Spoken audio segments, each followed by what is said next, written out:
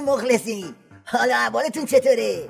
دوستان درست وسط اوضاع قمر در عقرب علی گدا تو عراق و در حالی که بوی جام زهر منطقه‌ای عالم و آدمو برداشته، میخوایم یه نگاهی به توافق اتمی آخوندا بندازیم ببینیم تو چه وضعیتیه. اعلام مخالفت سناتور چاک شومر ارشد سناتورهای دموکرات با توافق اتمی یک ضربه و شکست برای باراک اوباما رئیس جمهور آمریکا محسوب می شود که تلاش می کند توافق اتمی با رژیم ایران را به تصویب برساند. بله، هرچی زمان میگذره مخالفای این توافق باخت بیشتر میشه و دل آخوندا و طرف حساباشونم بیشتر میلرزه.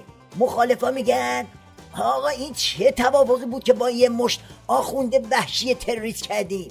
پول مولا رو میخوایم تو حلق کی بریزیم؟ رئیس جمهور آمریکا که خیلی به این توافق مینازه حرفش اینه. نکته اصلی که من داشتم میگفتم این بود که هیچ کس یک جایگزین محتمل به جز اقدام نظامی برای ممانعت از دستیابی ایران به سلاح اتمی ارائه نکرده است. هیچ کس راه مؤثرتری به جز اقدام نظامی برای اطمینان از اینکه رژیم به سلاح اتمی دست نخواهد یافت ارائه نکرده است. مخالفای این توافق میگن بابا کدوم جنگ؟ کدوم اقدام نظامی؟ کی گفته با این توافق فیوز جنگ بیرون کشیده شده؟ از قضا تهدید بیشتر شده. من معتقد نیستم که اگر این توافقنامه به تصویب نرسد وارد مسیر جنگ خواهیم شد. ما این تحریم ها را از طریق کنگره و با همکاری دولت اعمال کردیم.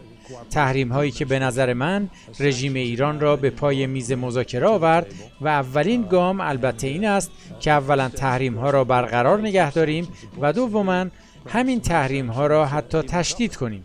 بنابراین موافق نیستم که با این کار کشور را در مسیر جنگ قرار خواهیم داد.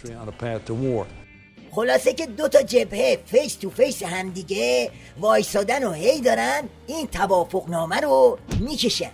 از اونجایی که فشار مخالفای توافق بدجوری زیاد شده و داره کار دست موافقا میده، رئیس جمهور آمریکا مجبور شده یه جورای حرفای اولش رو پس بگیره و بگه یه انتقاداتی به این توافق وارده.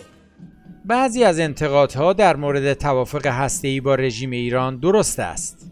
رئیس جمهور آمریکا حرفای دیگه هم زده که خوب اونا رو به نقل از تیوی ریش بشنویم. جلز ولز آخوندا این وسط خیلی تماشاییه. رئیس جمهور آمریکا با تکرار سخنان ضد ایرانی گفت توافقی که پس از سالها تحریم به آن رسیدیم مانع دستیابی ایران به سلاح هسته‌ای می شود.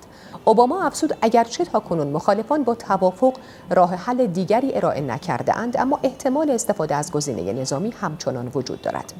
رئیس جمهور آمریکا با متهم کردن ایران به حمایت از تروریسم گفت اگر ایران رفتار خود را تغییر دهد همسایگان این کشور نیز از توافق حمایت خواهند کرد. اینطور که پیداست داستان همون داستان آش نخورده و دهن سوخته است، ولی فقیه هم زهر رو خورد، هم کرنش رو نرمش کرد، هم زانو زد، هم حالا باید احتمال رد شدن توافق و تو دفتر بیتش به عنوان یه گزینه ثبت کنه و براش راه حل در بیاره. این دیگه خیلی فضاحته. یعنی ولی فقیه‌و میزنه در و داغون میکنه. بله بقیه‌شو من نمیگم، خودتون بهتر میدونید. زد زیاد.